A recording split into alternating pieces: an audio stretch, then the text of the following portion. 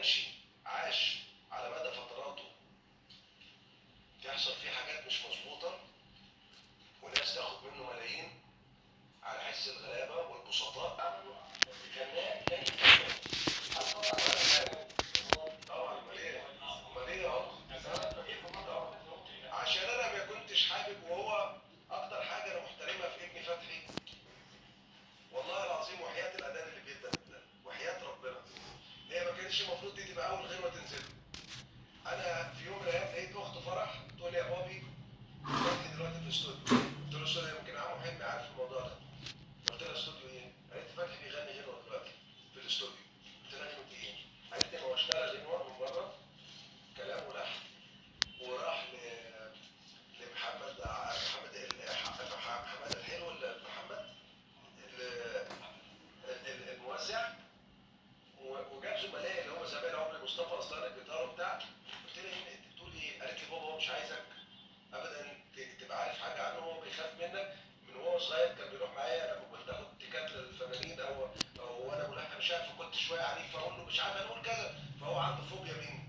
فلما رجع يا اخي سمعني، فلما سمعني لقيت عيوب كتيره، فقلت له بس هنا خلي بالك اللي خدك الدين ما خدوش مظبوط. هو لسه ما كانش فاهم، لكن الكلام ده بقى له حوالي سنه ونص كده. ليه تعمل كده؟ قال لي بابا ممكن تبعد عني، انا عايز ادير حياتي. انا فرحت جدا لان انا كنت نفسي ابني ما يبقاش ماشي في الحياه انه ابن مصطفى كامل. يعني انا فرحت بابني جدا على قد ما بقيت زعلان. طب تعالى هنا، انت اخترت الكلام والالحان من الناس. طب الموضوع بتاع المذهب هنا ملوش دعوه بموضوع الكوبليه. المنتاليتي بتاع الشباب دلوقتي فقال لي بابا احنا دلوقتي مش ملتزمين نغني الحكايات. قلت له ابني الكلمه مش هتتغير، شكل ادوات حاله الغنى هنا مش منطقي ان نقول كذا وبعدين ترجع تقول كذا، ده مش صح. فقعد يسمع لي وهو مخطوف كده. يا ابني غلط، يعني هات طب الشاعر، انت اشتريت الغنى من قال شاعر وملحن شباب، طب هاتهم يا ابني نسق اللي هم عملوه لك. لغايه النهارده مش مقتنع باللي انا بقوله في الغنوه اللي هو عاملها دي. فلما جه ينزل الصيف كانت الغنوه دراما. فقلت له لا طب تعالى بقى نعمل حاجه. اللي انا فاجئكم بيه في الاستوديو وانا قاعد معايا المهندس احمد جوده والموزع رامي المصري وكان معايا الجيتاريست احمد حسين جميل، وباخد تكه صوت لابني فتحي. كل ما يلاقيني في وشه يقول لي بابا مش عارف اغني. طب ما لحني ما انا وانا بقى خايف عليه، يعني عايز اقول له حاجه حلوه. فقلت له يا ابني خايف من ايه؟ قال لي بابا طول ما انت في وشي انا مش عارف اغني. فحسسته ان انا خرجت بره الكابينه، ولكن قعدت ورا السماعه بقى بقيت اقول له قولوا له مش عارف، قولوا له لما خرج. فشيء مفرح ان انا احس ان ابني مش عايز يتعلق على كتفي عشان يبقى فنان.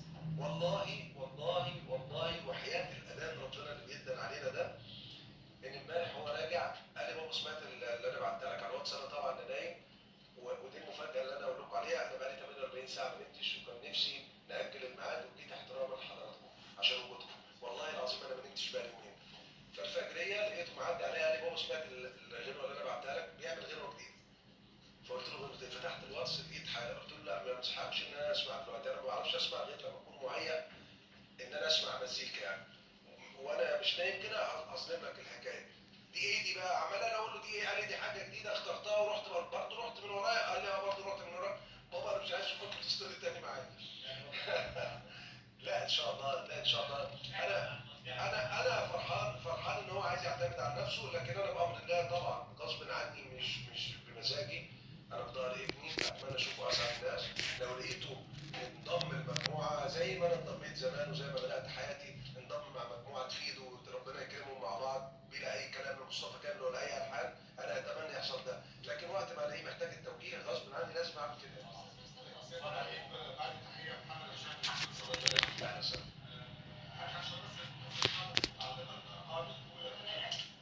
ملهاش غير البيت ده.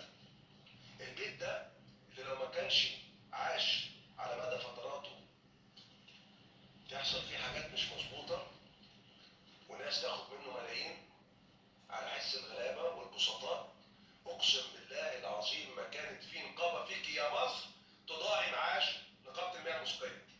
موارد نقابه المياه الموسيقيه موارد كتيره جدا.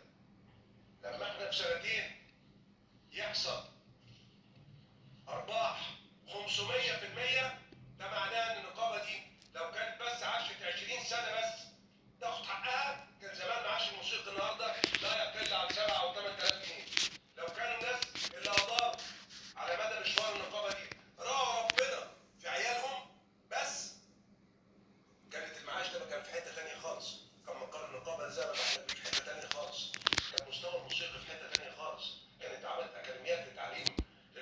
عيل شباب صغير كانت عملت حاجات كتيره جدا. للاسف في منهم ناس حسبي الله ونعم الوكيل فيهم دنيا واخره، سواء اللي راحت او اللي موجود منهم. وفي ناس ربنا يكافئها وسيرتها الطيبه.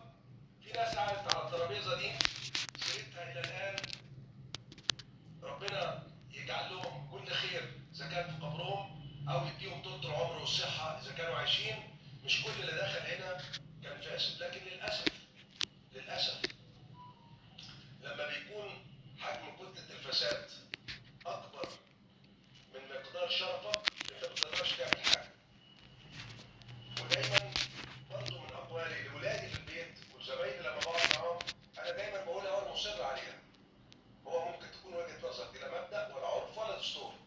دايما اقول ان الفاسدين اقوياء، الحراميه دايما اقوياء، لان الفاسد ده بيبقى عامل مؤسسه فساد حواليه. الشرفاء دايما يا تلاقيه غلبان يا ساكت يا مستكين يا خايف يا سلبي. معظم الشرفاء كده. وتلاقي الشرفاء لما يتكونوا مع بعض لو حد فيهم قوي في ثلاثه من الفوق روح ما احنا مالنا، اصل انت كده تخش دبابير، اصل دبور هيرقصك. انا بقى جايز لاي دبور، انا عايز كل الدوابير. انا قاعد في الملحق لاي واحد يوريني ان كان دبور، اذا كان صغير او كبير، طول ما انا ربنا مديني نفس وقاعد على الكرسي ده. مش هخاف من حد ومش هعمل حساب لحد ومش هشتري خاطر حد. انا اشتريت خواطر الدنيا كلها. قاعد بقالي سنتين صبرت على حاجات كتيره، استحملت حاجات كتيره، حاولت اسعى لهدفي، حاولت اسسه مع زمايلي هنا.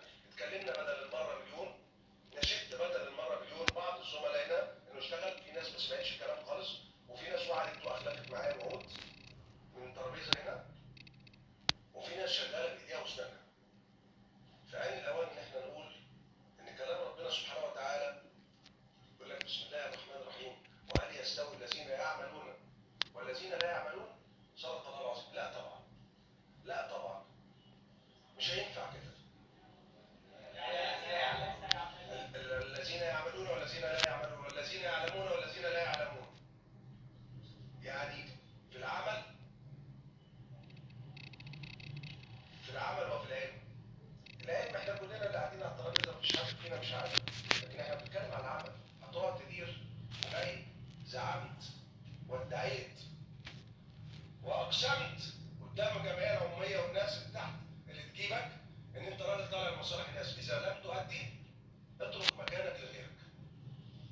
النقابه دي مجهودها كبير جدا، عناءها كبير جدا، مشقتها كبيره جدا.